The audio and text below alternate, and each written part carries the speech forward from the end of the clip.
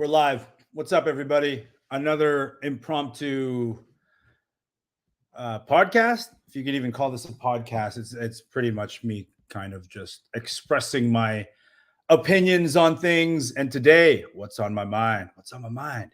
Well, due to recent events, what's on my mind really is the future of Pekiti Tirsia Kali.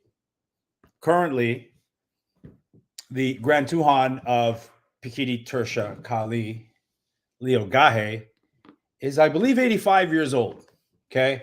And this might be an uncomfortable conversation for some of you. But we all know the nature of life. You know, we all got to go someday.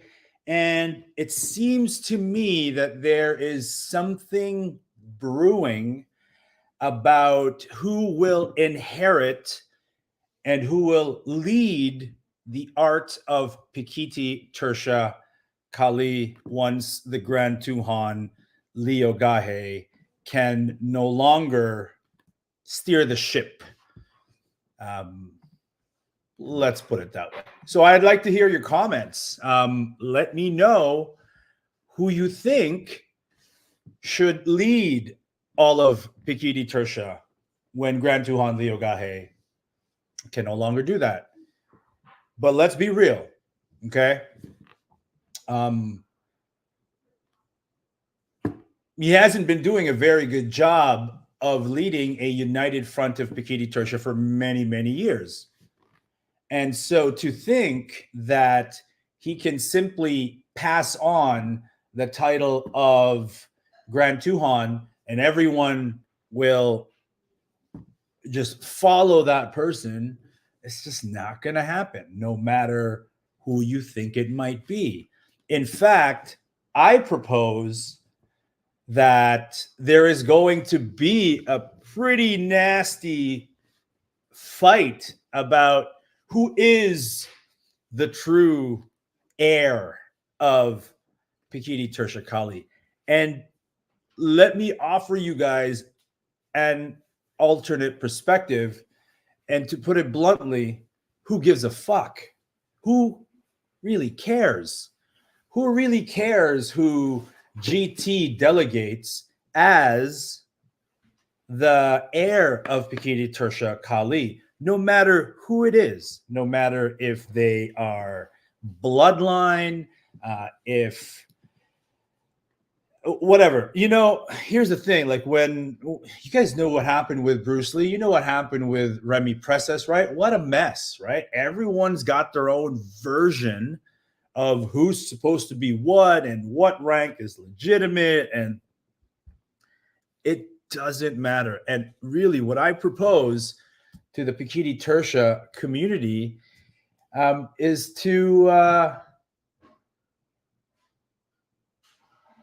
really look and dig deep into the culture and the organization that you choose to affiliate with.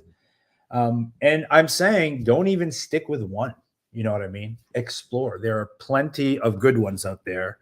Well, maybe not plenty. There's probably 2 or 3. But really, who cares who, quote unquote, inherits the art of Pikiti Tirsia? I think that is going to be completely and utterly meaningless to some people, and maybe that will mean something to other people. But I personally believe in a meritocracy, right? Did Bruce Lee leave Jeet Kune Do to Guru Dan? I actually don't know. Okay. But it seems to me that Guru Dan is one of the best, if not the best, ambassador for Jeet Kune Do. And somebody as beloved as Guru Dan has his detractors and critics. So nobody's going to be perfect for this job. I like organizations like the Pekiti Tirsia Tactical Association, Pekiti Tirsia International, iKali, you know, and here's why. These three organizations, and there are probably more, but I can speak about these three because I've had conversations with their figureheads, is that while they honor the history and the culture of Pekiti Tirsia Kali, they are not enslaved or bound by, headquarters, right? They are their own thing. And I think that if somebody's only claim to Pikiti Tirsia legitimacy is bloodline, that's weak. That is, we are not England. This is, while it is a family system, I believe it is a meritocracy, and the best organization, the best instructor or instructors that suit the individual ought to be the only metric for why we train with somebody. Not because you got a plaque or you have the same last name.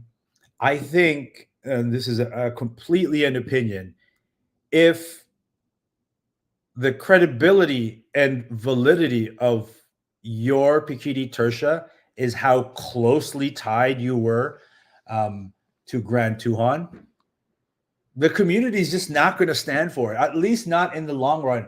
You can have the title, right? You can have the piece of paper that says you are the heir. But the community, the actual Pikiti Tirsia community, for the most part, doesn't really care. Pikiti Tirsians want the best organization that's right for them, and they want the best instructors who can deliver them what they need. And that might be different from person to person. Listen, I just want to be real here for a second, okay?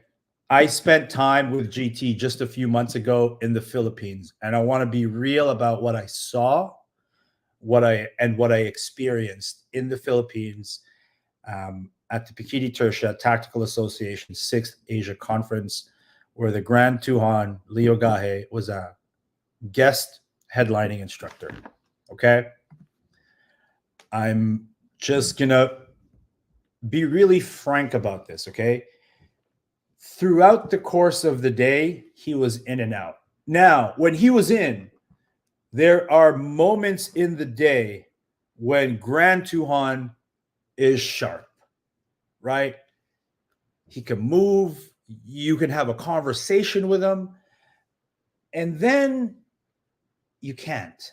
And then fatigue sets in. And then you're not sure whether he's really in the moment, in the conversation, right? I'm not sure if you guys saw the video.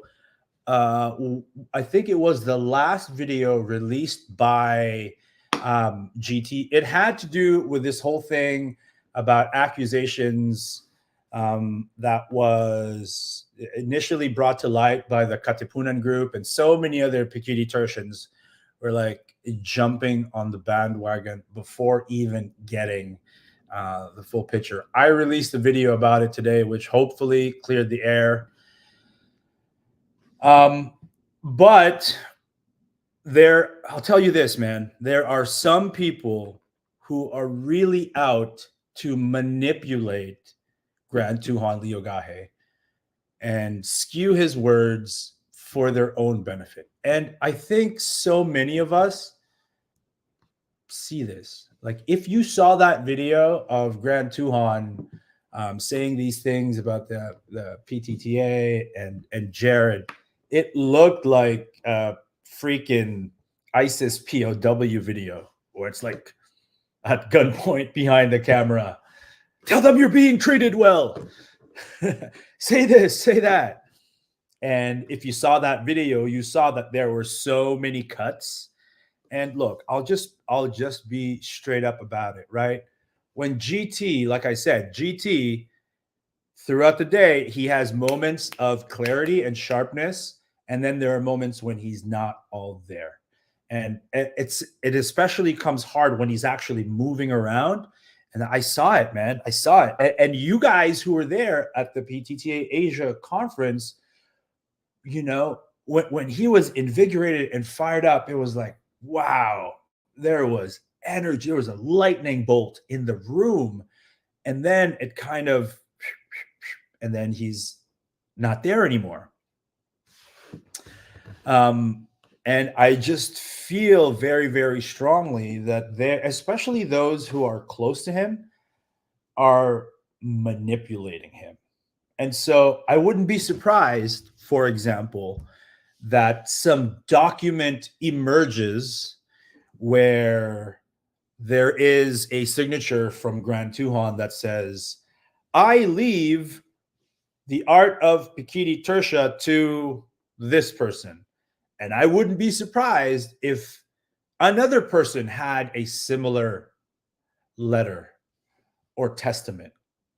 And it's going to be a mess. And here's the thing, the most successful Pikiti Tirsia organizations, I can tell you this, they don't have a dog in that race. They do not want to be a part of that mess because they already have a healthy group. They're seeing growth. There is good structure and organization to their systems. They have the Pikiti Tirsia knowledge. They're evolving it. They're propagating it. And they don't need the blessing of whoever the heir of Pikiti Tirsia might be. And here's the sad thing. If push comes to shove, these organizations, the most successful Pikiti Tirsia organizations, I mean, they don't even need to use the term Pikiti Tirsia. They don't need to use the logo. Because they have the knowledge, they have the skill, they have the character, they have the community, they have a vision, they have a plan. The people who are going to jockey and position for the right to inherit the Pikiti Tirsia system, well, best of luck to them. You know, I used to think that perhaps I won't name any names, but I used to think that certain individuals may be right for that position. But again, it doesn't really matter. Let me know what you guys think. You know, Pikiti Tirsia is one hell of a system, but it's so vast that no one man, I don't think no one system can really contain it. And I really get a bad taste in my mouth for certain organizations who claim like we're the only authentic Pikiti Tirsia Kali system. Like, really, bro? How come you ain't got members? Like, I don't know. I don't know. It's kind of a mess. But again, going back to what I saw, right? Yeah, GT was really in and out. It was really in and out. And but when he was there, like I said, it was magic. And I had some really great conversations with him. And I was able to document a lot of those conversations, right?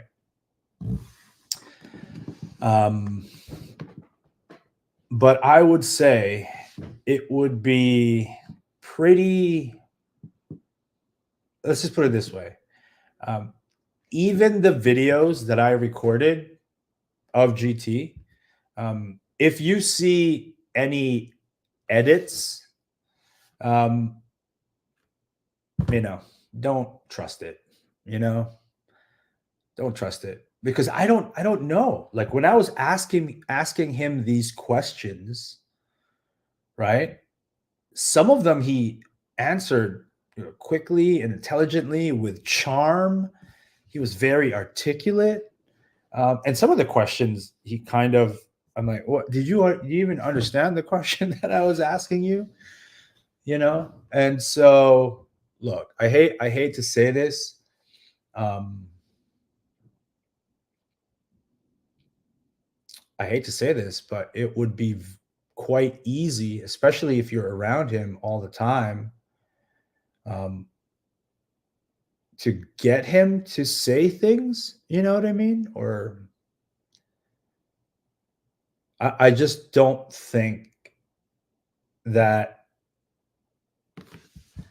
it is possible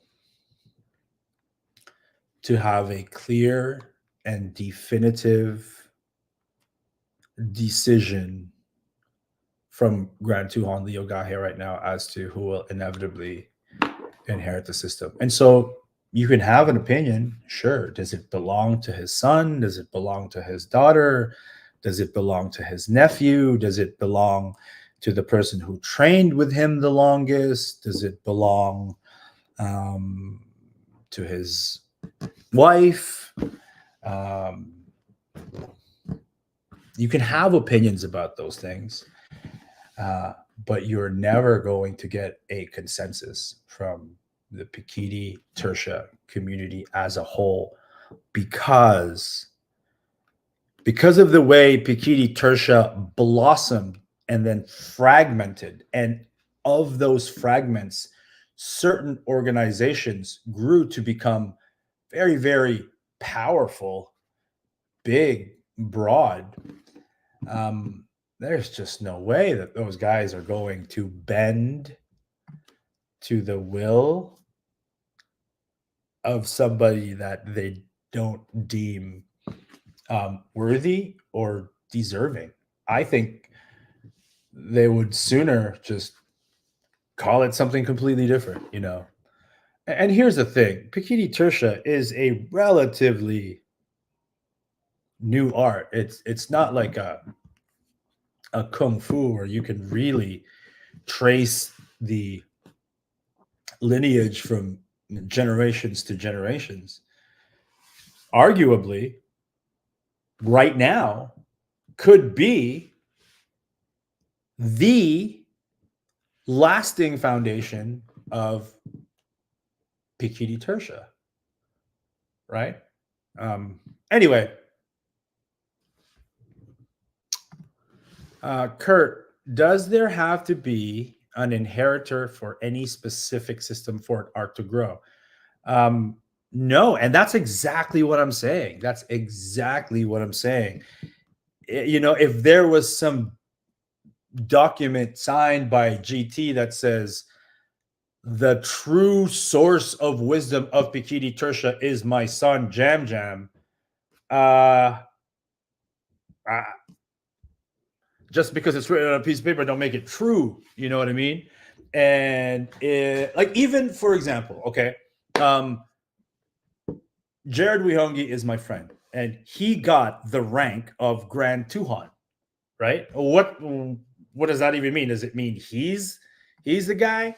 I know that while it was an honor for him, he doesn't care to run that race.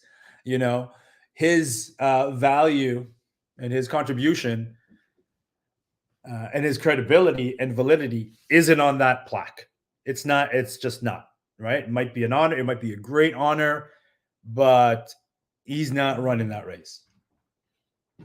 And conversely, there are people out there who really want to be next in line. For what? I don't know. It's kind of weird to me, man. But this is martial arts, right?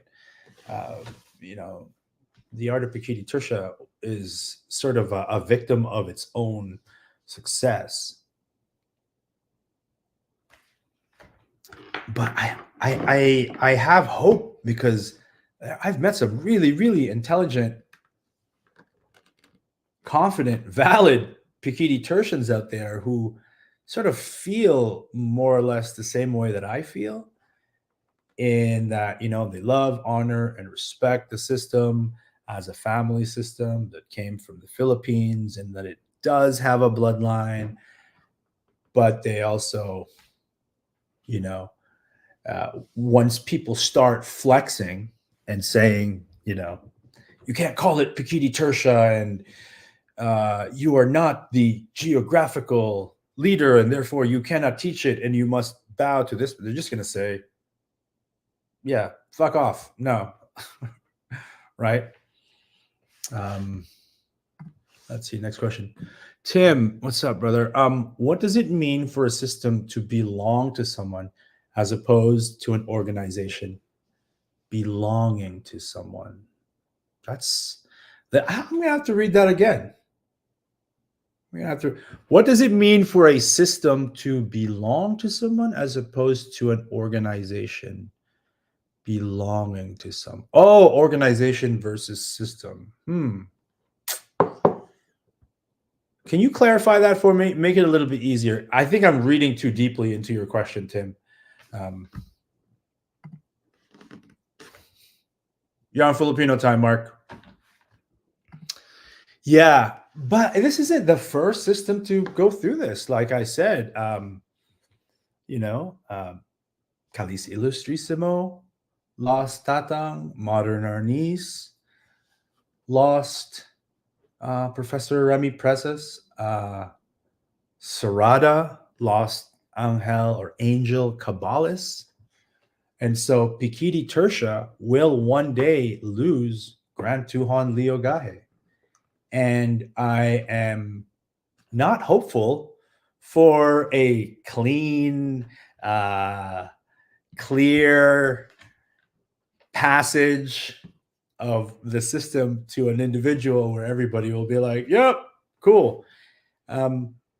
Is that a characteristic of great systems, that when the figurehead passes, that a mess must be made? Because it sure seems to be the case, right? But Pikiti Tirsia is super, super broad. The system is vast. There are so many amazing instructors out there. And as I noted before, it seems to me the best instructors actually don't care about who gets to own Pikiti Tirsia and who gets to inherit it, because they've already created amazing communities with vision, and it grows. Okay, Tim. What's up, brother? Good to see you. Good to see you. Always good to see you. Always good to see you. One of the most talented and knowledgeable Pekiti Tirsians out there. Maybe you don't know, but if you don't know, now you know. Oh, yeah. Guy spars like half Viking, half ballerina, just grace and aggression all rolled into one. Love it. Big inspiration for sparring. All right, Tim. Does PTK belong to Gahe, or does one of the many PTK organizations belong to Gahe? Oh, well, PTK belongs to Gahe. If I were to answer that, if I were to just compartmentalize that, right? He inherited it from his grandfather. He belongs to the bloodline. So PTK, if you want to put it in those terms, it belongs to Leo Gahe. Now, the second part of the question, or does one of the many PTK organizations belong to Gahe? I don't even know. So he had this like grand alliance or something. Basically, at his peak, Grand Tuhon created a bunch of these phenomenal instructors, but taught them all differently and told them all individual lies about how awesome they really are. And so some of them were like, I'm not that awesome. I'm going to continue to work on it. And some of them were like, okay, I'm awesome. I'm impose my authority over everybody. Like even me, guys, let me go grab this. I'm ranked as a mandala under Grand Tuhan Leo guy. Let me go get my spatula.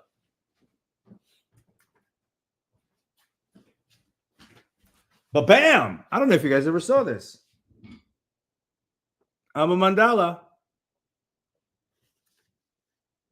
And now I hate to live my life comparatively, because living comparatively is a root of unhappiness. But I'll tell you this. There are mandalas out there where I'm like right here and they're like right there, But then at the same time, there are some Tuhans out there where I feel like,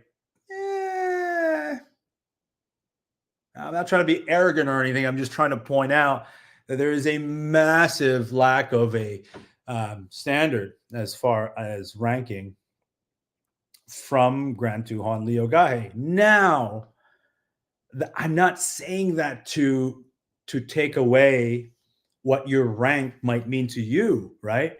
Because inevitably, this plaque means a great deal to me. It really does. This is something that I know he touched, and that I now have. It's something tangible, a connection to Grand Tuhan Leo Gahe. I'll tell you a funny story about it too. I was talking to him. I'm like, yo, GT, please, on the plaque, all right, spell my name right. Because for the longest time, I spelt my Facebook name with 2 P's. And if you if you don't know why I spelt my name P Paulo, it's just a simple filter. So people were trying to look me up. They couldn't find my Facebook page that easy, right? And so it was P Paulo. And I told GT when we were talking about this rank, I'm like, please don't spell my name wrong. And he's like, don't worry. And so if you see, look at that. It says P Paulo, right? I kind of like that. That's kind of unique. That's like, it's at least, and here's how I see it, a lot of people got these plaques, right? But only I have a plaque that kind of indicates the state of the Grand Tuhan when I received it. Because what the hell, man? It doesn't even have my real name spelling. So yeah, I'm a Mandala 5th Hagdan under Grand Tuhan Leo Gahe. But and as much as I'm honored and I feel really good when I look at this and I'm like, wow, I'm a mandala. I don't impose what this means to other people. I don't say, hey, I'm a mandala, respect me, or nothing like that. Not at all. This is close to my heart. Now, if I were to live comparatively, then I'm measuring up against some mandalas who are way more skilled and definitely way more knowledgeable than me. But then at the same time, I'm also comparing myself to some shitbird Tuhans who I'm like, yo, bro, I didn't even see you spar before, So I'm not going to do that. I'm just going to love this tangible piece of history as far as I'm concerned in the art of Pikiti Tirsia. So back to the topic, right? I think that anybody who actually, number one, tries to claim ownership of the actual system and tries to produce documentation that says, look, from the Grand Tuhan himself, I am your leader, and they try to flex it on the community and try to get the community to obey them, it's just not going to happen. That dude's going to get wrecked or dudette They're going to get wrecked. Pikiti Tirsia community is just too proud and too strong. And they've just been so accustomed really to not having a unified, organized, structured leadership. It's been that way for a long time now. And that is both a gift and a curse. Because when you have a unified, structured leadership, then there's a risk that people will just sort of blindly accept, changes and modifications, and people get stripped of rank, and people are getting exiled or excommunicated, and that's just not good for any system. And so, what happened? The blessing of Pikiti Tirsia really lacking a unified leadership is that there are a lot of really, really strong leaders that rose to the top based on merit, based on character, based on skill, based on knowledge, right? Character is a big one, right? There's a dude famously out there who just is, nobody likes him. He's been in Pekiti Tirsia for like decades and decades. And, he's got the black and the camo pants and the tattoos, and he tries to sound all tough. And he's been training in Pikiti Tirsia for a really long time. But nobody likes that guy. He's got like 30 members, right? And that's because I think the nature of Pikiti Tirsians, we are strong, we are opinionated, we're proud, and we choose. And so there's a reason nobody really chooses that guy that I'm talking about, because he's kind of a dick and he's arrogant and he makes preposterous claims. And so, I mean, that guy has absolutely no chance, in my opinion, right? I'm sure he's going to try, but that dude has no chance whatsoever of being the unified heir to Pikiti Tirsia. Like, that would be the worst decision, in my opinion. Anyway, where are we at? Okay, Eddie. For me, the most important is the community of PTTA, because far PTTA much politician. Sorry for my English. Oh yeah, I get it, man. I totally get it. And look, it's no secret, man. I love the Pikiti Tirsia Tactical Association. I really do. I also love PTI. I also love iKali. I think like Tuan Ramel Tortal is freaking smooth, man. Like, just the way he moves. Tuan Philip, absolutely phenomenal. I spent some time with Tuan Philip, and I gotta hand it to him, man. I don't know how he did it. That dude is amazing. I don't know how Tuan Philip stuck with GT for all these years, to be honest with you,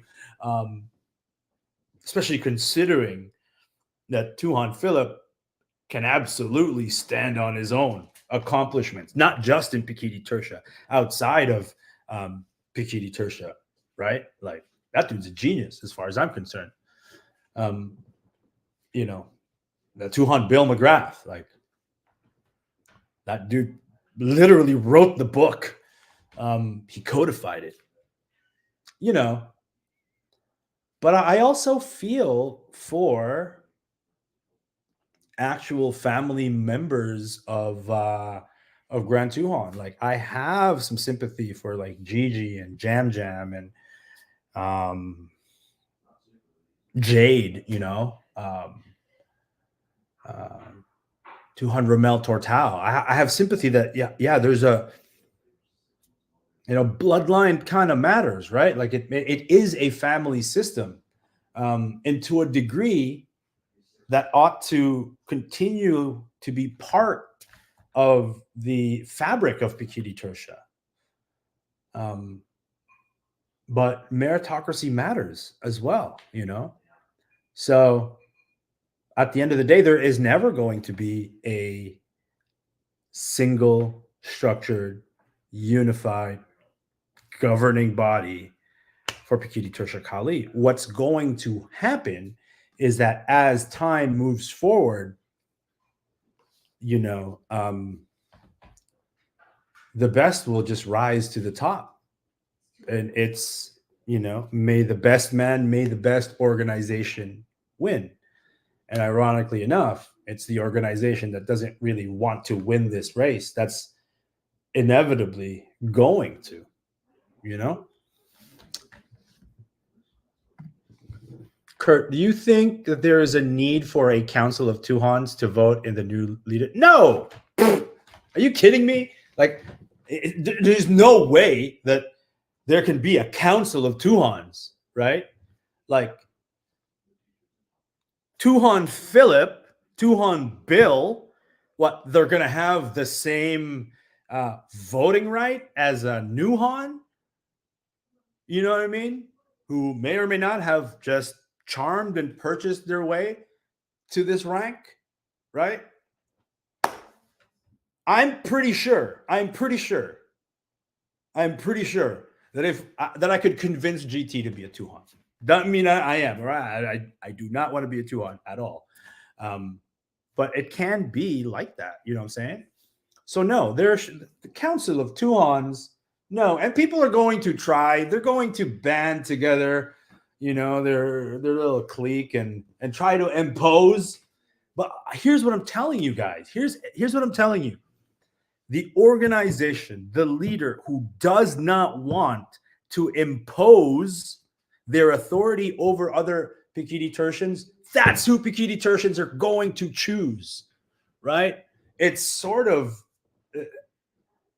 and Kurt, you know, you're a veteran, you know exactly what I'm talking about. I don't know this from personal experience, right? But there are people who may be higher ranking than you that doesn't get the respect from the troops because their authority was not earned. At least not from the people, you know, who are on the front line, right? So, yeah, if this is exactly what I'm saying, and I know you know exactly what I'm saying, right? And unlike the military, you know, you ain't got to follow these orders. You know what I mean? Man, I've been hearing some chatter because here's the thing, you know, love me or hate me or be indifferent. You know, people tell me things, and I have sort of friends in different corners, right? And some might even surprise you that they're my friends and that they talk to me. But you know, GT at 85, 86, is he 85 years old? You know, he can sign a piece of paper right now. Somebody can hand GT, and that's going to say who it is. Somebody can hand GT a piece of paper, and all they got to do is GT sign mo lang, sign here, and all of a sudden GT has signed a decree that says all of these Tuhans are no longer Tuhans, and these people are the new leadership, and this is how it's going to be structured, and you should pay this much money to. Oh my God! You know what? You guys hear what I'm saying, right? It's very easy to do that right now. I do have a video that I will eventually share, and this video is uncut. There's no edits in this video. The video, I believe, is something like 6 to 10 minutes straight, and it's myself in conversation with GT, with his #1 supporter and caretaker, Gigi. And they say some things to me and they asked me to do some things. And in the video, you will hear me decline and be very, very skeptical. But they sort of, push the issue, right? It was over a meal, right? It was a candid video, but they were sitting right there. I was sitting here, and in that conversation, I set my phone right on the table, aimed it right at the both of them, and so it is clear. And when I release this video, there will be no edits, because I really want there to be no doubt. And this has nothing to do with like me getting rank or, being some kind of an authority or anything like that. But that video will be interesting for many of you guys to watch eventually. And I will be, strategic as to when I release the totality of that video. And also at the same time, who cares? I just want to get it out there so you guys can watch it, but who cares? But my main point right now, and my message to, Pikiti Tersians is, continue to respect the art, history, tradition, and culture of Pekiti Tirsia Kali. Honor Grand Tuhon Liogahe. Honor that it's a family system. Respect that to the degree of which does not compromise your integrity and sovereignty as a human being. And underlying that respect should be this idea that to really honor the legacy of Pikiti Tirsia means it needs to remain fundamentally strong.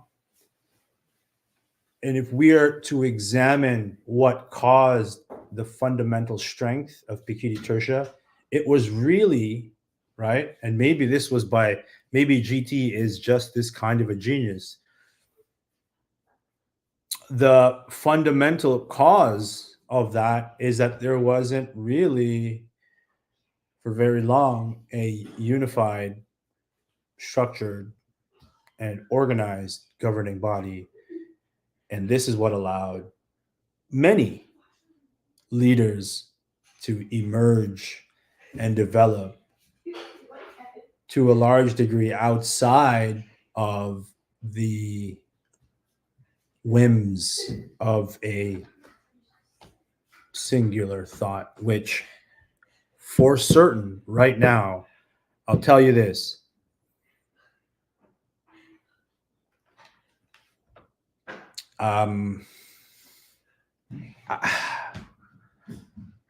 I don't think it would be very, very, very difficult, if not impossible, to receive a message from the Grand Tuhon of Pikiti Tirsia that represents authentically his own thoughts and opinions. For certain, and maybe this has been the case for a while, he's being manipulated for sure. And hopefully when you see him, release videos or statements, that you analyze not just what he's saying, but really how he's saying it, right? Does he seem sharp, right? Is he looking right at the camera? Can he speak at length, uninterrupted? Because what I saw is, like I said, it fluctuates. And he has these moments of clarity. But it would be very easy for somebody to sort of manipulate that, right? That's kind of what I'm saying. That is what I'm saying. Okay.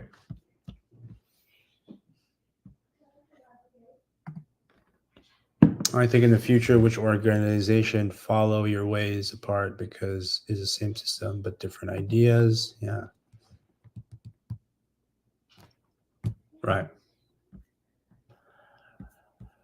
Okay, that's what I got to say about that. Now, when it comes to this whole other issue of, man, oh my God, you guys hear about this? The whole logo thing, right? The whole logo thing. Mick Alcaraz and the Katipunan group raised this issue. They thought Jared and the PTTA and some of its directors were trying to steal the Pikiti Tirsia logo. I made a video about it. You know, you should check it out. It's on my YouTube channel. It's very interesting. Tim Wade chimed in the way Tim Wade chimes in. That guy's hilarious, man. A whole bunch of people chimed in and actually believed that, you know, Jared had malicious intent. And what did Tim say? Tim said something that was just like, bro is projecting, man. Like Jared tried to steal the identity and manipulating Grand Tuhan because of this logo. Okay, Tim.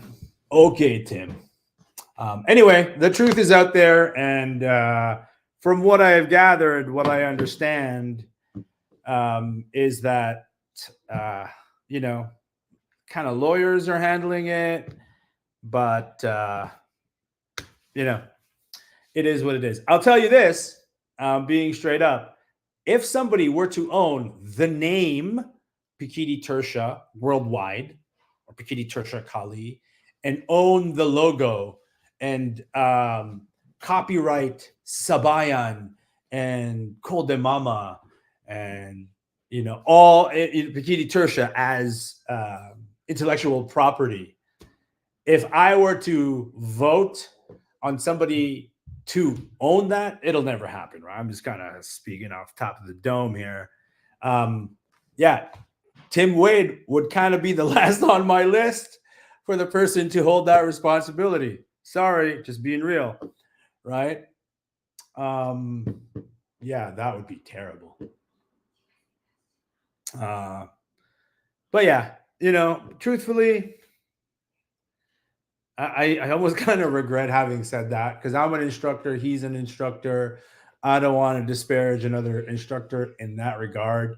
But at the same time, I don't know. Kind of like sometimes I just want to speak my mind, you know? And this is one of those. Why do I care? Why do I even care about this whole? You know what it is? It's because I actually love PTK. You all know that I probably showed it, but I wanted to tattoo the Pikiti Tirsia logo on my body, but I didn't really want anybody to know, so I kind of wanted to hide it, right? What's up, Ryan? So I tattooed it here. You guys can see, right, the triangle here. And you can even see the arrows. You see that arrow? You see this arrow? Right? You see this arrow? And you see the sun? And you see the ka, right? You can see the triangle. Boom, boom, boom, boom, boom. So I kind of love PTK. I wanted to tattoo it on me, but I didn't, you know? Yeah. So that's what it is, you guys. Let me know what you think. Do you guys have any more questions? I really wish that you guys just ask me anything. Here, let me go. Because it would be better it would be better if you asked me, and so I can kind of use that as a defense. I'd be like, hey, I asked. I just kind of told what I knew, instead of me kind of just spewing crap out of my mouth. Ask me anything about Pikiti Tirsia Kali. No boundaries, no limits. All right. Thanks for hanging out, you guys. I appreciate your time, by the way. Appreciate your time. Thank you so much. Oh, shoot. I didn't even post it up. There we go. Ask me anything about Pekiti Tirsia Kali. No limits, no limitations. Yo, what's up? What's up? What's up? It's a sucks to see what happens when heads of we. Come on, Darcy. You shouldn't be watching me after you've just smoked, man. Hey, you stolen the logo in your body. Yeah. Man, here's the thing, bros. Like, if you know Jared, like, that's, I don't know, man. Like, that dude is, driven, his motivations are driven by faith. He's a man of integrity. He's a really nice guy. And so if anybody were to own the intellectual property of that logo, and you can be sure anyone can use it, could go to him, could go to Tuan Bill, you can go to Tuan Philip. Who else? But I think those three guys would have Pikiti Tirsia's best interest at heart. I'm trying to think of others, who would just be like, maybe they own the intellectual property of it on paper, but they would sooner just tear it up and say it belongs to the community. I can't even say that about myself. No, there's no way. If I owned that logo, I'd be like a dick about it. No, I wouldn't. Oh, you know what I heard? So, when you trademark a logo, right? You could trademark it in different countries, but that's very, very expensive. So you typically want to trademark a logo as intellectual property in the country that you live and operate in, right? So there's a country in Europe where somebody trademarked the name Pekiti Tirsia Kali and the logo, and apparently they're sending out cease and desist letters to competitors. What's up with that? Like, that is low. That is low. That screams insecurity, man. Like, if you're trying to knock out a competition, if you're trying to knock out people who are trying to teach Pikiti Tirsia in your country, right? And you're disallowing them to do that because of some piece of paper, yo, you're a bitch, man. You're a straight up bitch. So I gotta say it. And you're probably got a small penis and you're just insecure. You know what I mean? Like, you can't do that to Pikiti Tirsia, man. Yeah, here's another old school cat right here, man. Look at this dude, Agapito. Like, make Pikiti Tirsia old school again, man. Oh wait, is that a good thing? I think, yeah, that's probably a good thing. All right. Come on, Darcy. Get it together, brother. Tuan, Philip, and Bill and Jared hold a ton of the system that also seem to care about the future of the system. Yeah. And you know what else? Right? Those three guys created a whole bunch of amazing instructors. Between Tuan Philip, Tuan Bill, and Tuan Jared, like, you know how many great instructors those three people alone created? And not just academic, I know what Travez is and Palis. No, not just academically good instructors, but beasts. You know what I mean? Beasts. Like, they fight, they bang it out. These three cats right here. Yeah. And because they created Tuan Bill, Tuan Philip, and Tuan Jared, because they cultivated, fostered, encouraged the growth of so many instructors, man, you talk about ripple effects. These cats are throwing boulders in this ocean, and it's just going, you know what I mean? Like these guys knew, like, we can't hold on to this knowledge to ourselves. We got to create ambassadors. We got to create some soldiers to spread this.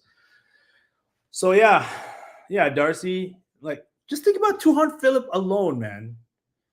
Just think about Tuhan Philip alone, like who this cat trained and cultivated. Like nasty stuff in a good way. Greg Allen would be worthy as well if he was still alive. He wouldn't want it though. And that's probably what makes him deserving of it, you know? Right? Like these three people that Darcy mentioned, they don't want to run that race and be like, okay, I'm the leader of everybody now. No, they don't want that shit. And that's what makes these three guys kind of like the best candidates for it. It's kind of ironic. It's kind of funny that way. But the person who wants it the most is probably going to be the worst person for the job, right? Is going to be the worst person for the job because you know if they're trying to vie for that position, oh, this piece of paper says, you know, I'm Pikiti Jesus now. Yeah. That person ain't right for the job. And they're going to get smashed by the Pekiti Tirsia community as a whole. And it's going to be embarrassing. And it's going to cause temporary drama, like shit like this. And, you know, I'll have something to talk about on a podcast. But, I mean, inevitably, nobody will really care, right? Pikiti Tirsia is so awesome. People are just going to continue to train it the way they know how, the way they want to. So, boom. Cool.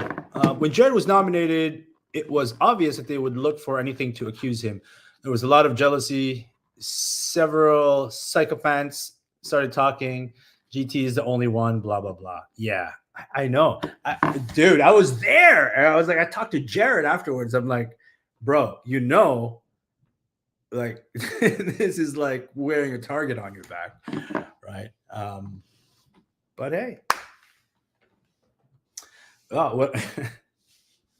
Whatever the case may be, like Jared ain't really flaunting the fact that he has a GT rank. And if I'm not mistaken, there might be other GT ranks out there. I mean, there's got to be. Yeah.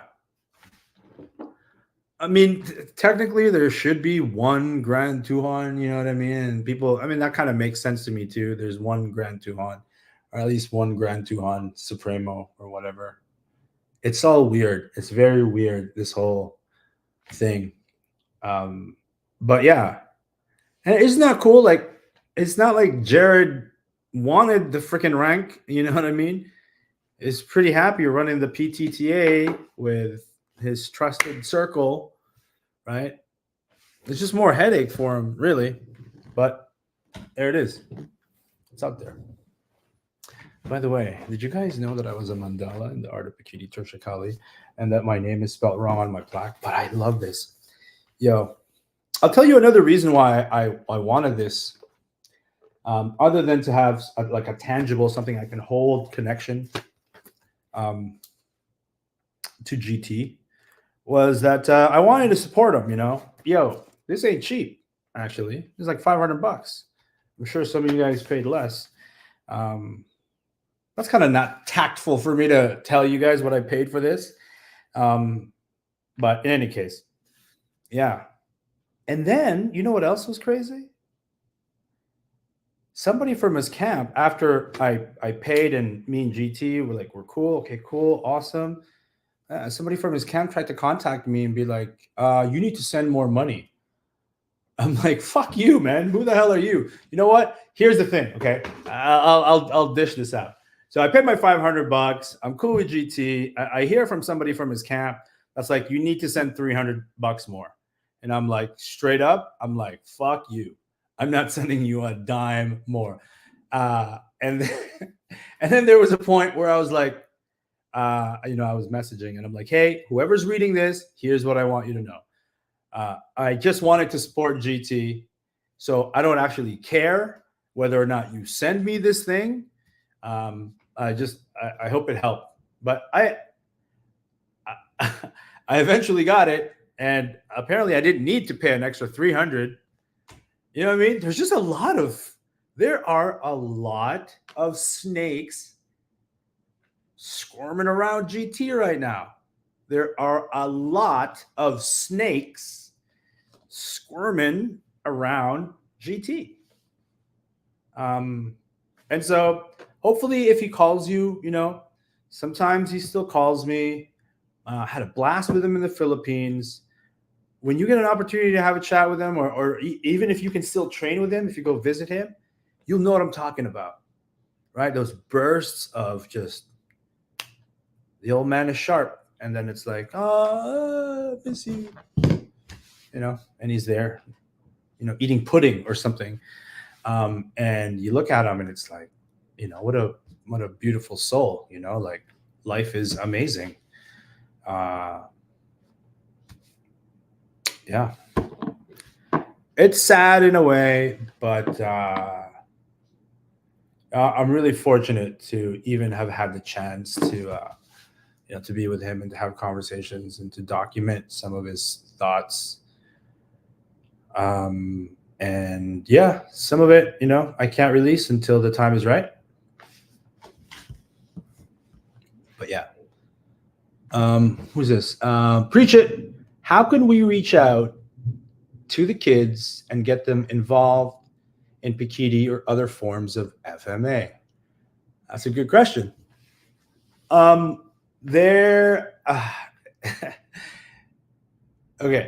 I have a kids class. I teach 2 days a week. Both of my kids are instructors. One is an official instructor, but basically the way I run my kids class is that I try to cultivate the leadership qualities in the students who are picking it up faster than others, right? So I have somebody who's 8 years old teaching somebody who's 5 years old in that class. But if you're just talking about your kids, if you want to teach your kids, make it fun. Make it fun. I mean, you're clacking sticks. I've been doing Sabayan with my son since he was like 7, but never really knew what was going on. Hey, babe. Babe, can you pass me a glass of water, please? Kind of doing a podcast here. Yeah. Anyway, I hope that answers your question, man. Don't force it. Forget about the terminology. Forget about lineage and all that crap, just make it fun, right? Really, Pikiti Tirsia is so much fun. Box pattern is really fun. Sabayan is really fun. What else is a really fun drill? Break in, break out, really fun drill for kids.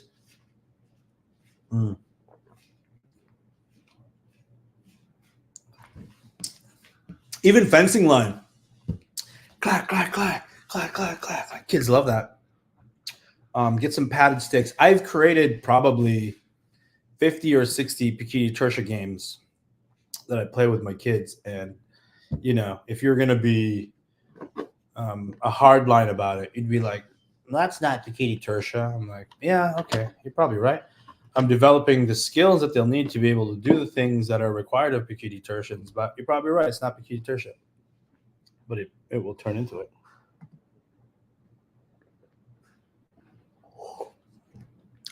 Yeah, straight up. You're old school and you're from Brooklyn. Dope. That's a great way of doing it. We get the indigenous youth to do the same. That's awesome. All right. I guess that's it. If you guys don't have any more questions about Pikiti Tirsia. Oh, no, I missed a question from Kurt.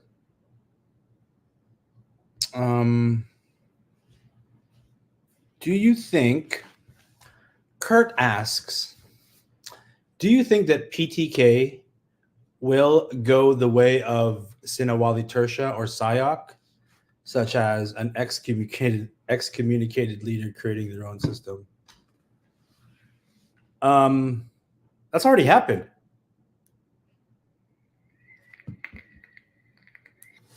That's already happened, homie.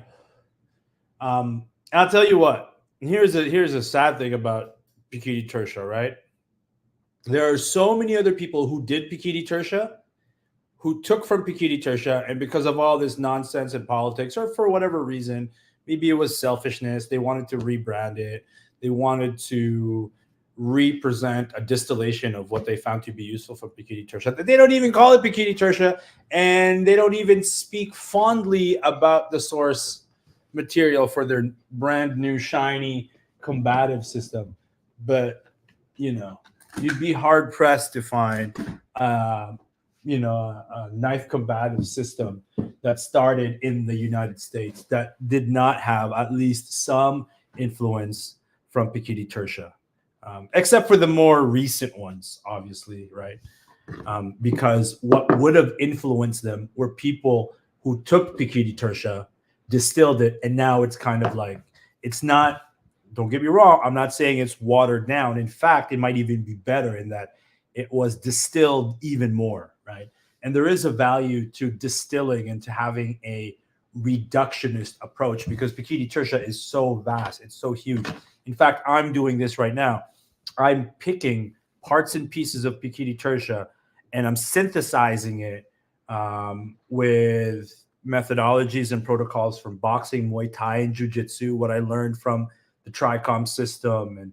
And even like when I meet with, Craig Douglas from ShivWorks or Aaron Giannetti from Knife Control Concepts, Scott Babb from Piper, when I have conversations with Mark Denny, I'm kind of like putting it all together, and I'm finding, my own way of not just synthesizing this information, but making it part of who I am and my journey as a teacher. I've taught for many, many years in other disciplines, right? Not martial arts, like I was a business English teacher in Japan. I taught, video production to indigenous college students at my alma mater, Centennial University. I taught third year graduating classes. A few of them, they actually had their internships at my production company. I love teaching, right? And so putting it all together. But Sinawali Tertia, Sayak, it's gonna happen, man. It's gonna happen.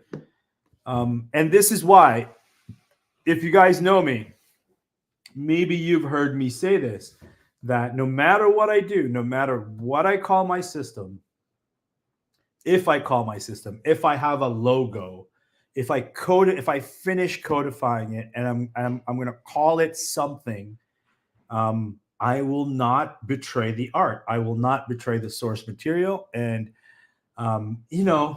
like I had a falling out, right, with Ryan Hoover from Fit to Fight. I won't get into it. I made some mistakes. Maybe he made some mistakes, but there's one drill that he taught me that I teach today, and I give him credit for it. Like I'm not about to betray the source material because of some politics and things like that. And I'll say this. Ryan, who was a phenomenal instructor. He teaches knife concepts really, really well. He's very articulate. He's passionate. He's skilled. So, like, if somebody was like, "Hey, I'm looking for knife work in Charlotte. Do you know anybody?" I'll be like, "Yeah, Ryan Hoover." Anyway, this is kind of how I roll. Scott Babb is from Piper. What are you talking about?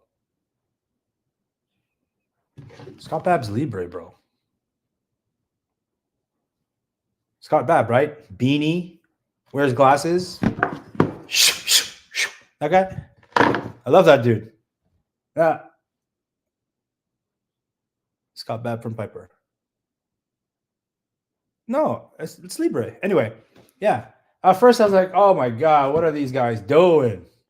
And now he's swinging sticks. Sometimes he swings double sticks and he swings his machetes. And I'm commenting like, yo, bro, I love your stuff. I love the art. And then I saw some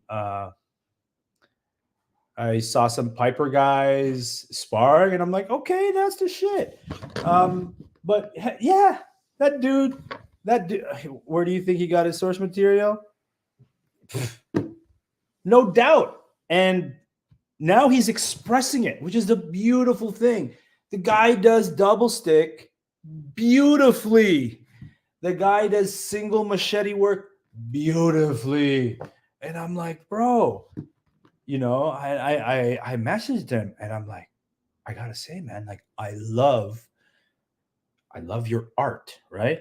I really don't know enough about Libre, but when I started talking to Scott, and then you know, there was one video in particular when I was like, that's sparring. And I'd never seen them spar before. When I saw that, I was just like, all right, cool, perfect. I'm a fan. You know what I mean? The sparring is essential, right? We know this, bro. Yeah. Hey, Darcy, when you come here, we gotta do point sparring, man. Like fucking first shot first. Like, yeah, I'm so in love with point sparring now. Yeah, but like clean, man, not like, you know, the weak half thing. No, like one clean shot, you know, respecting mutual destructions, canceling it out and going, nope, you know, let's see who the better man at this specific moment might be, and then we go again. I'm paying after to bring my gear. Yes, one shot, one kill. Yeah. That's the way.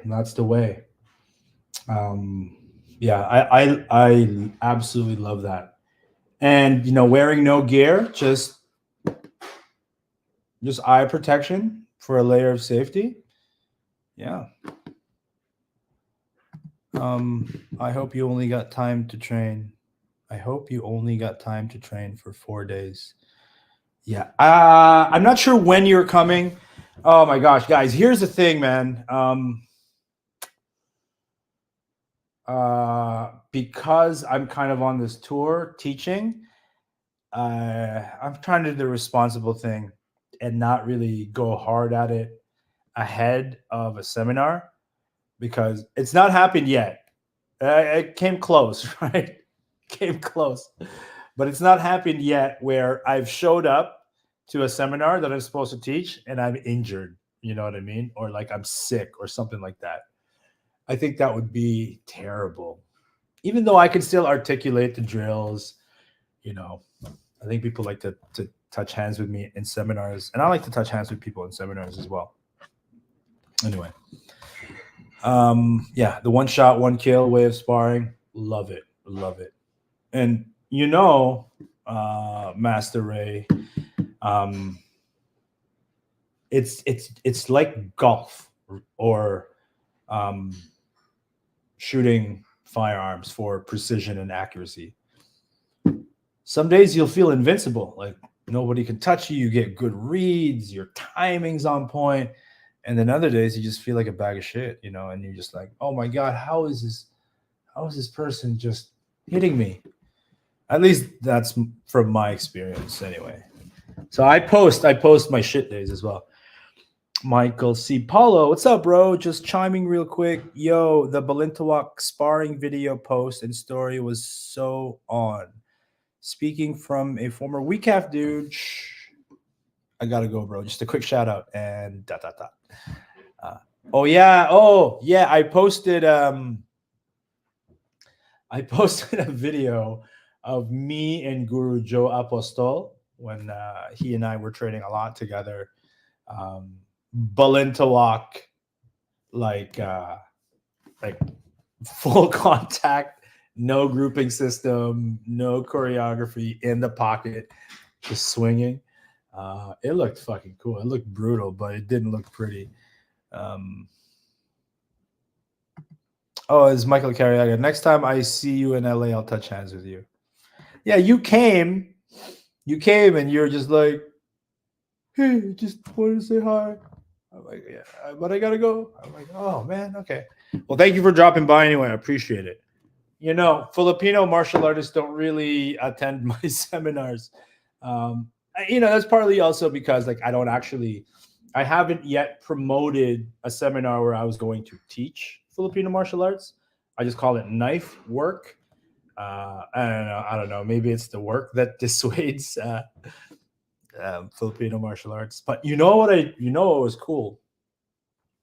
You know, when I hold these seminars, there's like one or two, sometimes three or four Filipino martial artists that will show up, and there's a few of them that have done Filipino martial arts, but very few who are currently practicing Filipino martial arts.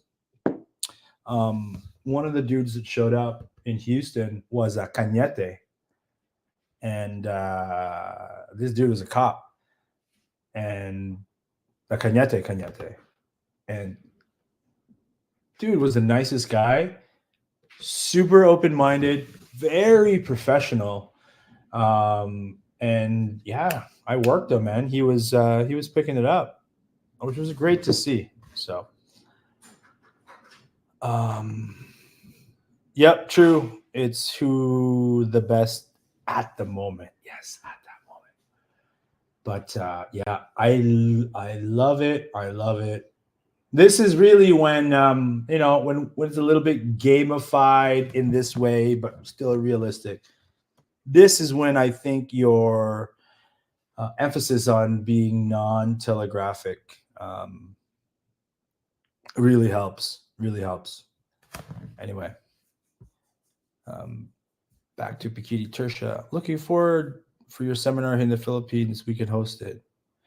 Yeah, bro, that would be awesome. In fact, maybe I'll ask if I can um, teach maybe for a session at a PTTA Asia conference in the future.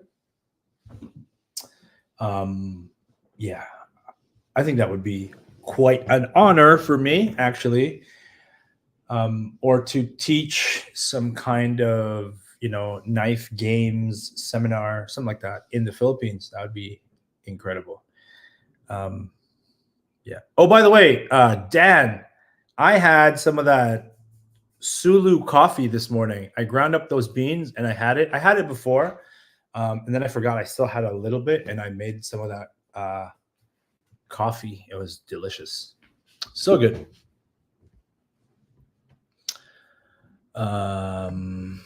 When you develop non-telegraphic, your feints become more believable. Yes, yes. I baiting. That I developed some games, and they really are games because they don't really represent, you know, a realistic framework for knife work or stick work, but they are games that I believe are so much fun. But the skill that we develop is to be able to read non-telegraphic attacks. And I think the only real way to develop that isn't intellectually, but by virtue of exposure, repeated exposure. Um, in other words, trial by fire.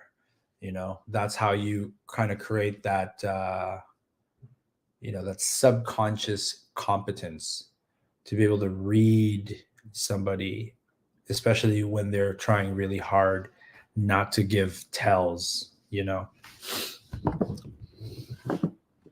can also teach in Sulu. That would be wild, bro. I know you get to some like amazing parts in the Philippines, in the south there, and I would love to go. Hopefully our skills will never be put to the test. But yes, I developed my system through mistakes. Of course you did. That's what all the greats do. It's the only way, you know. It's really the only way. Okay. So, where were we? What's up, Justin? Yo, you missed it, man. I was talking a whole bunch of shit about Pikiti Tirsia.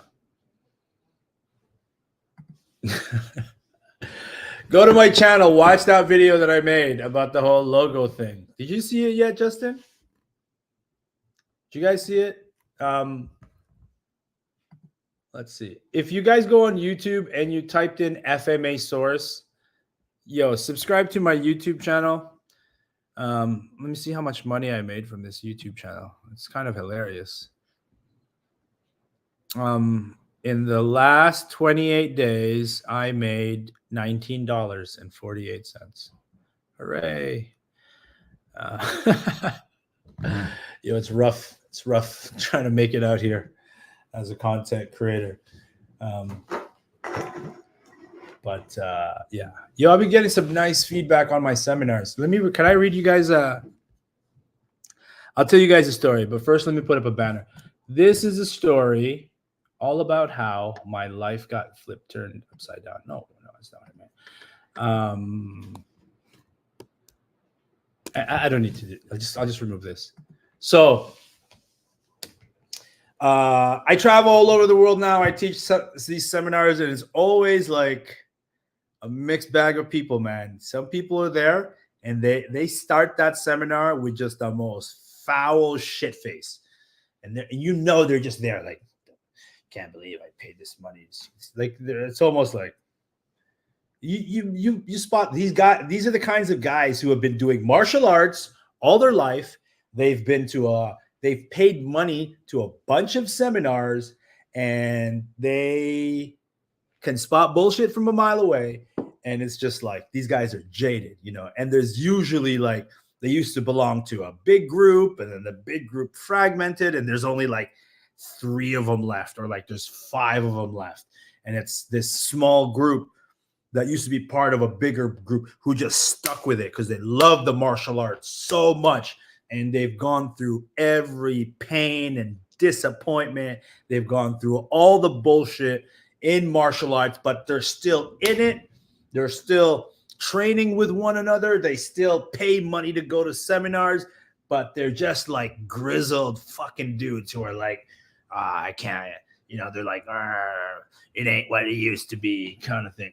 So I get those guys showing up to my seminars because I'm on social media, right? So they'll go to my seminars partly because they are martial artists and they have an open mind, but also at the same time, they're very skeptical and doubtful, right? So I get these guys, and I think the oldest person I've ever had in my seminar, I know I had a 68-year-old woman in Italy, and I believe this last one in Houston, I had a 72 or a 75-year-old. There was a couple of them that were in their 70s. And they're going at it with, you know, a 16-year-old high school wrestler, right? Anyway, what was I going to say? Yeah, I received this super dope testimonials from one of these angry dudes. And I'm going to read it to you. It made me so proud, actually. All right, here it is. I won't show you the phone number, but yes. I'm going to read you this testimonial. I'm going to toot my own horn for a second. Okay. So this testimonial, they write, you should know that we are not big into stroking ego. We have all put in lots of sacrifice and especially time to get where we are in the arts. All these years training has given us the ability and knowledge to spot bullshit and people who are just faking it, or worse, no passion. It's kinda our superpower, spotting bullshit. Think about this. Even though we were familiar with a lot of the patterns, all 3 of us walked away yesterday with similar thoughts and wanting to discuss cool elements in your seminar. You're pretty fucking rare. You are a good instructor that knows his wheelhouse. One last thing. We all walked away feeling like we got our money's worth. Thumbs up. That, right? Like I've been getting some really, really good feedback from people. But when I get feedback from a grizzled old martial artist who've been at it for some time, right? Who used to compete in those like Karate Kid type tournaments in gymnasiums with hardwood floors, and they've gotten their heart broken because the person they trained Pekiti Tirsia with and Kempo with and Silat with, it just all kind of fell apart. So when I get that kind of testimonial from those kinds of dudes, I kind of warms my heart, you know. And then the other kind of testimonial I like receiving are from absolute beginners or some of the older people who are like, you know, I was really nervous coming into this. I didn't know what to expect, but I felt like I can jump into this, and I really learned a lot, and I had a lot of fun, and I'd like to go again. Like, those are freaking awesome, man. Yeah, I'm really having a blast. I'm really having a blast teaching. And yeah, I feel like my Filipino martial arts journey has been just a concentrated hypodermic needle straight into the vein. Like, you're going to do all of it, Rubio, you know, full contact, semi contact, all weapons free. Go get your concussion, go get your broken bones. Have some falling outs with people, get a rank, teach a kids class, teach an adult class, go travel the world and be a seminar instructor, have an online course, do Zoom lessons. I feel like I'm really getting all of it, you know, in a very short time span. And, you know, sometimes people can call that what's the word, like a flash in the pan or like an overnight success, and these people just have no idea the amount of work and the preparation required to be able to do this stuff. Justin, are you back? Yes, I'm back. I have to go. I'm teaching in Orlando at the end of the month. Let's get our guys together. Let's get our guys together to spar. And teach. I wanna teach. You should teach. I've been watching your videos and I've been sharing it to the guys. I love the way you teach in detail. Good video on the drama for sure. You like that, huh? That was pretty good. Own a school. Fuck that. There is no way. I am not going to have to pay, you know, whatever, $2,000 to $5,000 a month to pay for a facility, and I got to outfit it, and I got to buy equipment, and then I got to worry about student retention and taxes and utility bills and trying to appease parents. Not for me, bro. There's a reason why something like 8,000 martial arts businesses go bankrupt every year in the United States alone. That's a lot. But then again, there are a lot of martial arts businesses, right? You know, maybe some people just file for an LLC, get some tax breaks, and then get rid of it or whatever. Yeah, final form. There's just no way. There is no way I'm going to do that. Justin, I'm going to hold another joint seminar with Steve on September 7th. June 29th, I'm in Florida. July 20th. So July, the beginning of July is pretty much donezo because I'm teaching and you're teaching at the not Oliver, Francisco Garducci event. Are you teaching at that? The tournament? I'm going to enter a bunch of my guys for that tournament because it's point fighting. You should enter your guys into it too. That point fighting format is actually great. So get your guys in. So that's July 13th. On the 20th, I'm in the UK. On the 27th, I'm in Arizona. So, and the first week is my son's birthday, so I can't do anything then. So July is done. June's almost over. August, maybe second week of August, we can do something. What's no way? What do you mean? What's no way?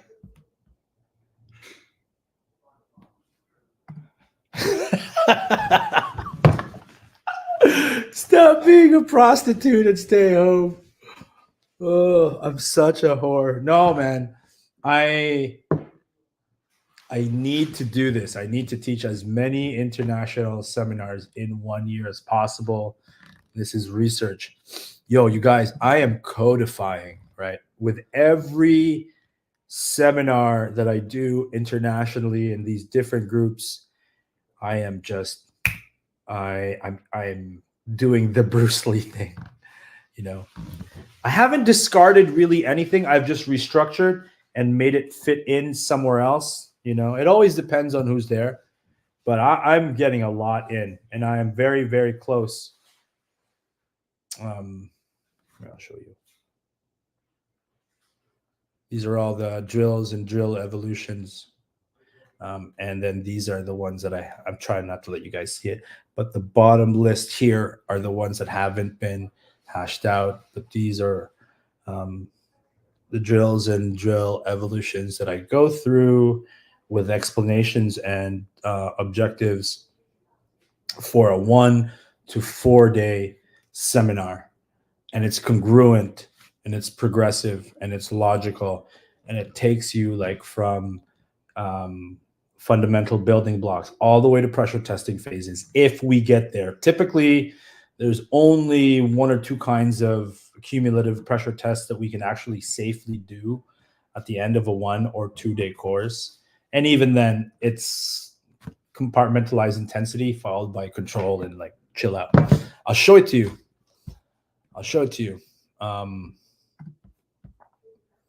Yeah. Anyway, that's it. You know what I'm going to do? I am going to, if you guys don't have any more questions, I'm going to take the last 10, and we are going to watch that video that I made about that whole logo thing with the PTK logo.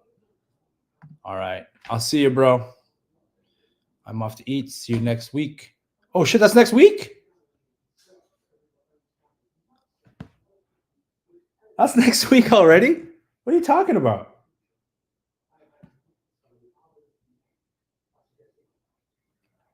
Okay.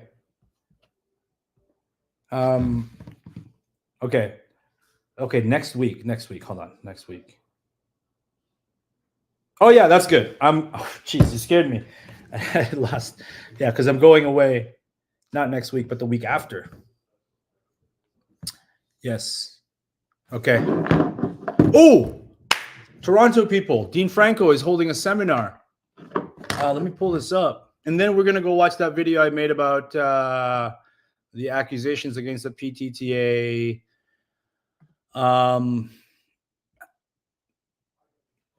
That has to do with logos being stolen. It was so dumb. It was so dumb. So many idiots. I mean, it's technically not their fault, you know, but a lot of people kind of just jump to conclusions.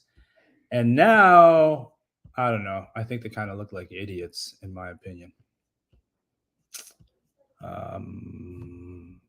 I want to promote Dean Franco is coming to Toronto, and it's Renee that is hosting it. Okay, here it is.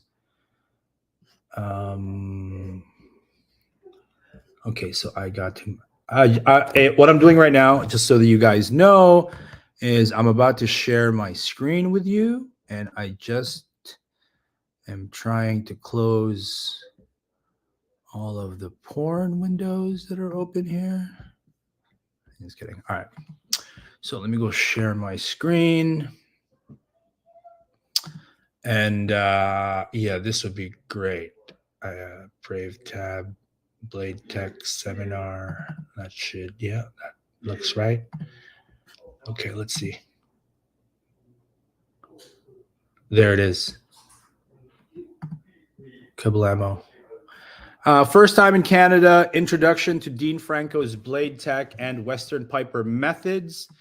This is a seminar concentrating on the combination blade and footwork that make both these bladed arts so efficient.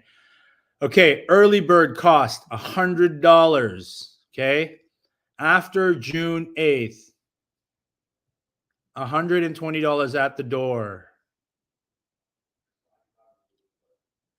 $150 at the door. Dog Brothers Tribe, get $20 off. One day, $65. What the heck? Why is this so confusing? Okay, after June 8th, $120 at the door. And then the next line is $150 at the door. Okay. Anyway, it's about $100. And yeah, this should be great. And this is June 22nd at 10 a.m. and June 23rd at 2 p.m. So is this $100 for both days? Or is it? I think it's for both days. That's really good. If it's $120 for both days, that's really good. Location will be sent to those that register. However, it will be in the GTA Milton area. Okay. So you get a hold of Renee from the Toro clan, Toronto Dog Brothers Training Group. Anyway, get a hold of Dean. This is happening June 22nd and June 23rd. Cool. Okay. Yeah, I'm looking forward to that seminar. I haven't paid yet. But yeah, Justin, get some of your guys to go. I'll get some of my guys to go. Show Dean some love if it's possible. Okay, let's go watch this video, man. Am I really gonna do this? I'm on a podcast with myself watching a video of myself. What a whore, Paulo. Jeez. Okay, so let's see. Mini player, default view. Do I go like this? Do I do this? No, not like that. Okay, hold on. Stick with me. Let's watch this video together, okay? Okay, that's full screen. Okay, that looks good. Okay, let's go watch this together. Share. We can see that.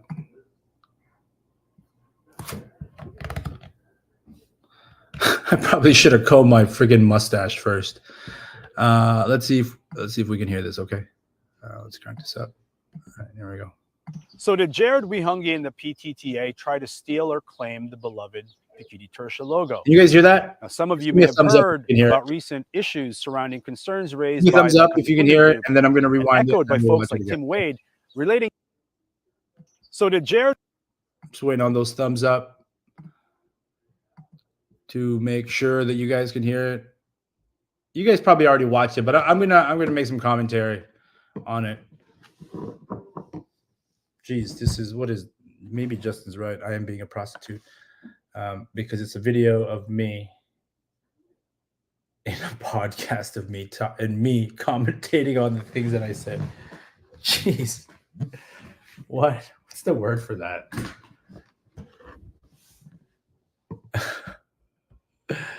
I'm not on Facebook, so I can't really see.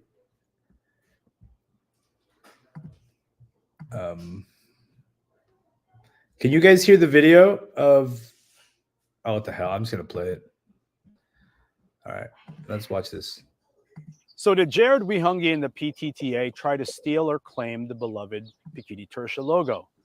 Now, some of you may have heard about recent issues surrounding concerns raised by the Katipunan group and echoed by folks like Tim Wade relating to what was characterized, at least by implication, as the malicious trademarking of the Pekiti Tirsia Kali logo. There have been some people recently been trying to take advantage of my teacher, our teacher, Grand Tuan, trying to claim things that are not theirs, and of course for their own benefit, and trying to think that they could actually take the name and take the identity of the system from Grand Tuan. In this video, I would like to discuss some key facts. If you can find that original video, you got to watch it. He beats up two girls right after. The public ought to know in order to prevent further misinformation. Now, it's important that you know that anything I say in this video are my own opinions and do not reflect nor represent any organization. But for transparency, I am ranked as a Lakan Guru under the PTTA and as a Mandala under the Grand Tuan of Pikiti Tirsia himself, Leo Gahe. Now, let's get right into it. This issue was raised initially by Tuan Mick Alcaraz, and he asked 3 key questions. 1, is the PTTA the sole owner of the PTK logo? 2, was the Grand Tuan aware of this trademark submission? And 3, are you, Jared Wihungi, the sole stakeholder of PTK in the Philippines? Now, do you think these questions were posed with good intent in order to protect the generic PTK logo, which is widely used by many organizations around the world? Or is there something more to this? Now, the subsequent commentary on this post, to include those of Tuan Mick, served as a kind of character assassination, one that many Pikiti Tertians were quick to jump in on. Now, while the responses were alarming, they weren't surprising. Okay. I hate to pick on these 3 people. I really don't. But there was a bunch of people who chimed in, you know, kind of alluding to this stuff that it's a Game of Thrones. They're trying to steal the logo, all this stuff. Like, I don't know, man. It's kind of weird to me. Like, you know, it's the PTTA, man. Like, what do they need this stuff for? Like, are they gonna try to own PTK? Like what Tim Wade said, trying to steal the identity of PTK. Yeah. Anyways, keep watching. Now let's address some key facts. In this very post, Tuan Jared made a request to deal with this matter privately, to which Tuan Mick declined. Despite this, Tuan Jared made the facts clear in private, but as of this writing, no responses were given, nor amendments made on that original post by Tuan Mick Alcaraz. Now, let's dig deeper into this. It gets very interesting. This is the PTK logo, which is widely used by many individuals and organizations worldwide. As far as I know, no one owns this logo, nor holds the intellectual property rights to it yet. While this logo has been around for decades, it's widely accepted that it's for all Pikiti Tertians to use and that it belongs to Grand Tuan Leo Gahe. Next point. This logo... By the way, just to reiterate that point, okay? Nobody owns this logo yet, as far as I know. Okay, so there might be a little race for it now.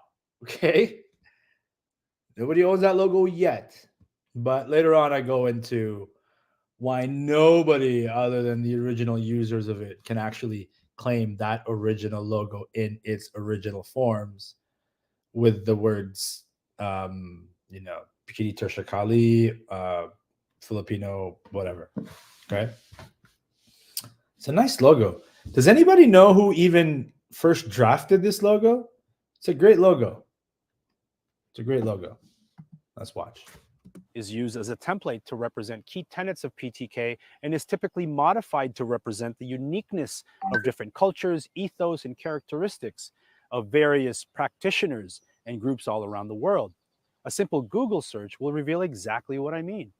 Variations of these logos have been trademarked in different countries and jurisdictions as unique representations of these groups.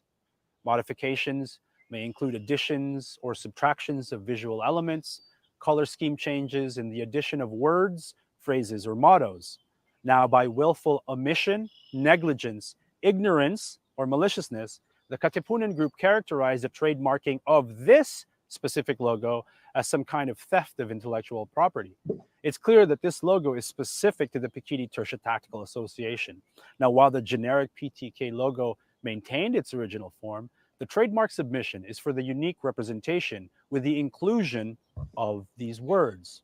There's definitely something fishy going on. How did the Katipunan group even know that such a trademark submission was in the process of approval? That is the big question, yo. That is the huge question. It's a big question mark. That's a big question mark, you guys. Okay. How did these cats know that the PTTA had a logo pending with the IPO office in the Philippines? Right? Like, how? It's like just randomly, hey, let's look it up out of curiosity. I don't know, man. In any case, later on, I go into it a little bit more. Let's just watch it. But that's a huge question, don't you think? That's a huge question. Like, how did they know? Right? Like, that's kind of interesting. But did the PTTA steal the original logo? Let's continue. I'll get to that in a minute. Now, in the post, the photo submission made it impossible to read the surrounding text. And I believe folks simply made the assumption that the words must have read Pekiti Tirsia Kali or something to that effect. Now, on top of that, Tuan Mick publicly released the full names of those who submitted the trademark, something that I really cannot comprehend as anything other than maliciousness. I don't even know if maliciousness is a word. Maybe I meant to say malice, right? But dude released like the full names of, because here in this screenshot you can see the owner is Hangkilan Incorporated, Philippines. So I guess they dug into who are the owners of Hangkilan, Philippines, and bro. By the way, here are the full names of the people. I'm like, what? Anyway, I don't know, Mickey. I don't know, man. And judging by the commentary, which, as of this writing, remains publicly observable, that much of the jury of public opinion has sided with the false notion that there was malicious intent by the PTTA. But those who are careful with analyzing the accusations, or those who know Tuhan Jared directly, knew that no malicious intent could have ever been present. Okay, that's biased. I gotta admit, that's biased for me to say that because I know the guy. Like, I know dude would never do anything like that. But if you don't, then you kind of just have to take my word for it, or you got to meet him in person for yourself one day. But yeah, enough people were like, they were just waiting to jump on this. Hey, listen. Okay, I'm kind of laughing now, but for real, if you were one of those people who believed that there was some kind of a malicious intent from the PTTA to steal the identity of Pikiti Tirsia and take ownership of that logo for like malicious reasons, if you actually believe that, and maybe you even commented, be a fucking man, okay? Be a man and just admit it, all right? Like, I don't know what else to tell you. You're gonna do what you're gonna do. Is that wishful thinking? Is that wishful thinking? I don't know. Maybe it is. Go do your thing. Certainly, I don't blame you. Like, the seeds of doubt were planted. I'm not actually blaming you, but you know, if you're one of those people, I suppose, do the man thing, right? Like, I make mistakes all the time. Right? Maybe in the future, I'll be like, this video was a mistake. If that's the case, I'm going to straight up tell you, and I'm going to apologize for making those mistakes. Real man shit, right? Let's move on. And this was all just another example of PTK drama rearing its ugly head, something that most of us are so tired of. Now let's get back to that interesting question. How did the Katipunan group know that a trademark process was in a pending state from the PTTA to begin with? Now, it is my opinion, and my opinion only, that perhaps they themselves tried to trademark the logo, conducted the initial research, and were perhaps dissuaded by the discovery of the PTTA submission. Now, after consultation with the PTTA's lawyers, it was determined that indeed the PTTA submission was a unique representation and does not infringe on the right of the Gahe family to trademark the original logo along with the term Pikiti Tirsia Kali. In short, the Grand Tuhan and his family were fooled and misled to believe that the PTTA had done something wrong.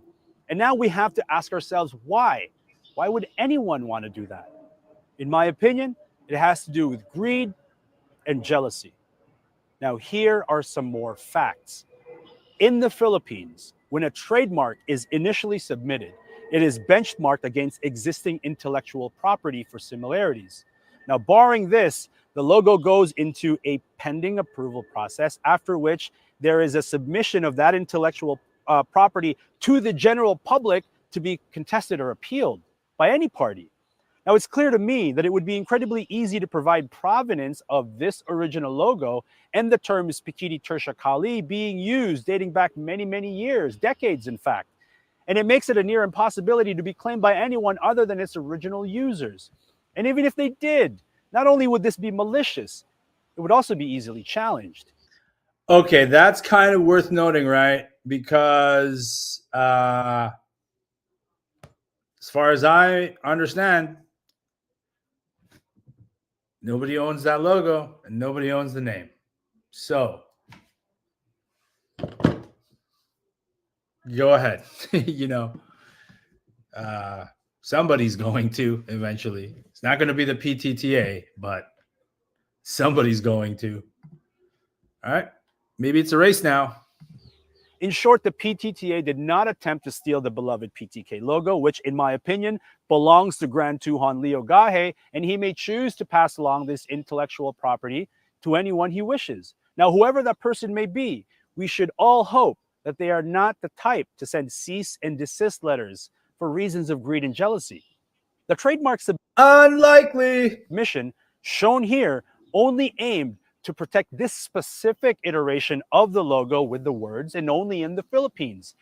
If this presents some kind of a legal barrier for others to submit similarly modified logos, there's a legal process for appeal. And it doesn't happen on Facebook pages where the only intention, in my opinion, is to smear character, initiate gossip, and create further division within the PTK community.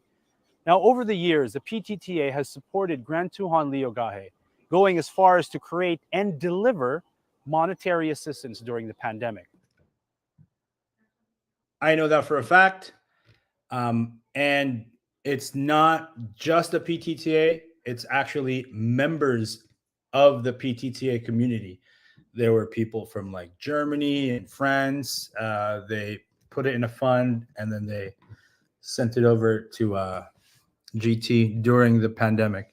And it wasn't asked for, right? It was just something that they did. They've created specific projects, the proceeds of which go towards providing GT with financial assistance. Folks, I hope this video finds you well and that none of this detracts you from continuing to train Pikiti Tirsia Kali. Although in my travels, I have most certainly met people who have distanced themselves from this beautiful art due to such politics. I met a bunch of these people in Houston. I don't know what Pikiti Tirsians did in Texas, but it's kind of a mess, man. Anyway, that's a different story. Now, while we may never stop the infighting, gossip, drama, and politics within PTK, I hope that practitioners who are watching this around the world can use this event as yet another example that there are always two sides to every story. And I'll leave you guys with this. The requirements for ranking in the Pikiti Tirsia Tactical Association are as follows. Knowledge of the art, the skill to execute that knowledge, and last but not least, character, the moral strength and integrity to do what is right. And as practitioners of PTK, you have the power to choose your instructors and the organizations you affiliate with based on these very same requirements. And in this choice, I hope this video has really given you something to think about. Thank you so much for watching. Until next time.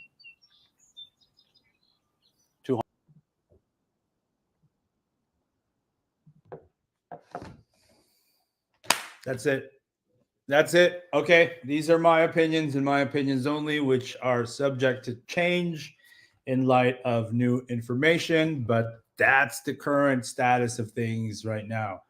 A lot of people were fooled to believe in something that wasn't really true. And again, if you're one of those people, I would hope that, take some corrective action. And yeah, honestly, kind of sucks, but at the same time, it's interesting, it really is interesting. In some ways, I feel very much integrated into the community, but I reserve a big part of me that kind of just is detached from the community, and I'm kind of like watching, like, it's a very, very interesting perspective that I have to kind of just look at Pekiti Tirsia, Filipino martial arts, and martial arts even more broadly. And even though I'm in it, there's still a part of me that's like, I enjoy watching and observing the intricacies of relationships that happen in this niche world. Martial arts is small compared to like soccer. Filipino martial arts is small compared to karate and taekwondo and jiu-jitsu, but the same kinds of relationships tend to play out. That may be reserved. I'll share this with you, okay? The way martial arts relationships, here's a story that I hear over and over and over again. There is a master who takes a student and invests in their personal development and their development in the martial arts. And so kind of father-son type dynamic begins to evolve. And that father raises that son in the martial arts. And just like in real life, just the way things ought to play out is that someday the son will surpass the father, and the father, because of his love, will encourage the son to go off and do his own thing and find his own way and make his own mistakes and stake his own claim and be independent. That's how a real father-son relationship works. But there's an artificiality in that relationship when it comes to the martial arts that doesn't really begin to emerge and manifest until that, quote, son begins to exhibit signs of progress that become threatening to the, quote, unquote, father. And so what ends up happening is that father tends to want to suppress that son's growth. But in real life, the father would actually encourage that growth. But in martial arts, it ain't really a father-son relationship. It was just faking it that whole time, right? It's not, it could be meaningful, and this is not how it always plays out. But that's what ends up happening. And that's why you see figureheads of systems kicking out the very best of their students because they feel threatened once that student begins to exhibit signs of sovereignty and independence, and even signs that they could surpass their master. And so you have a lot of shattered relationships. And for me, just listening to these stories wherever I go, I'm like, this person's telling me we're out to dinner, we're having beers. This person sometimes is like near tears, telling me the story. And I'm just sitting there like, look, I empathize with you, bro. I've heard this story a fucking 100 times. Okay. And here's why. You just need to man up, fuck that guy, do your own thing and move forward to the best of your ability. That's what ends up happening. That's what happened in Pekiti Tirsia. You know what I mean? This is it happens. It happens. It's natural, right? So if you're an instructor and you're finding that some of your students are really beginning to exhibit signs of independence and growth that show signs that they may surpass you, look deep in yourself and go, what am I going to do about this person? Am I going to try to control them? Or am I committed to really seeing their personal development in such a way that I could be even jeopardizing my own business? And hey, that's up to the individual to make that call. But that's why there are so many like stories of broken hearts and shattered friendships and relationships in martial arts, is because during this growth phase, when the master is trying to cultivate this son, it all feels very real, but it's not a real father and son relationship, right? Especially if the son is paying. All right, like my son doesn't pay me for life lessons because that's real. A lot of these martial arts father-son relationships, they feel real, but it ain't real. So the sooner you can actually get real with your master, you know, it might be a path to a much healthier relationship, especially if it's within your intention to continue to evolve and grow. But if you're a student at that level where you're beginning to become an instructor and you're seeing signs that your master is exhibiting signs of, narcissism and jealousy and greed, and, are doing actions that seem to be sabotaging your progress rather than continuing to cultivate it. Hey, you need to see those signs too, man, and be like, I remember Paulo telling me this whole story, and this is exactly what I'm seeing, right? Sometimes it's better to just rip that Band-Aid right off. But anyway, you're a grown man. I'm just kind of sharing with you my perspective as an observer, as somebody who likes to watch humans and these niche groups, these tribes play out. And it's an ancient story, man. And we're not going to be able to stop it, but there it is. Okay, cool. Thank you guys for watching. Old man still can. Lots of characters versus people with character. Yeah, I like that. Lots of characters versus people with character. I feel you. Anyway, share that video if you want. Wait, just got here. What did I miss? Bro, what are you doing? You're stepping into the movie partway through and being like, honey, who's that? And what was that? Come on, just watch the video again, Fonzie. But thanks for joining anyway. All right, amigos and amigas, that's 2 hours. That was really good. I got a lot out. Don't hold me to it. None of this was really scripted or planned. I don't watch these podcasts after the live event. So if you're watching this and there's something that I need to clarify, let me know. I don't watch it. It's kind of embarrassing. But thank you for being here. If you're still here, it looks like there might be 13 of you still here, plus 8. So thank you for being here. Yeah, if there are no other questions, thank you very much for your comments. Thank you for watching that video. But also, you're welcome, because I know y'all like freaking drama. What's PTK with that drama, right? But hopefully, like I said in that video, it doesn't detract you from practicing the art, even if you choose not to affiliate with a group. That's totally cool. Other than that, if there's nothing else, I'm going to peace out. Thank you guys for watching. Yeah. All right.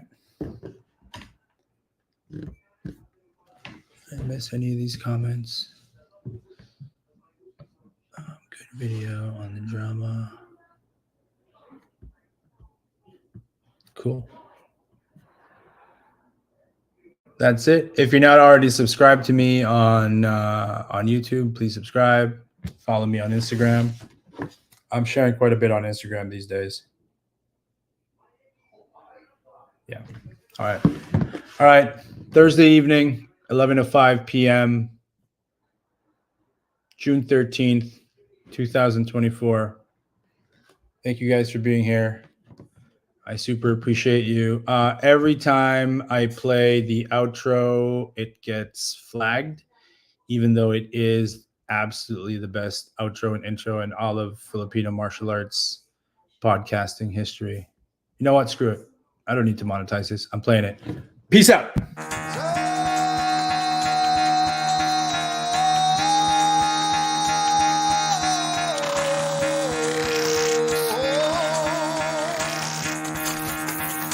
Get the fuck out of bed, bitch. Go. You're finished! Get up. Never got no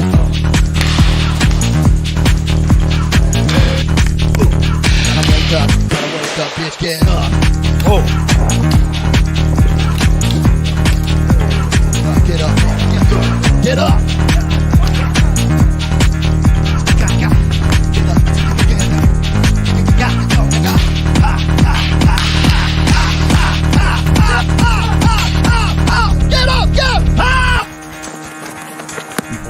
Launch the counterattack.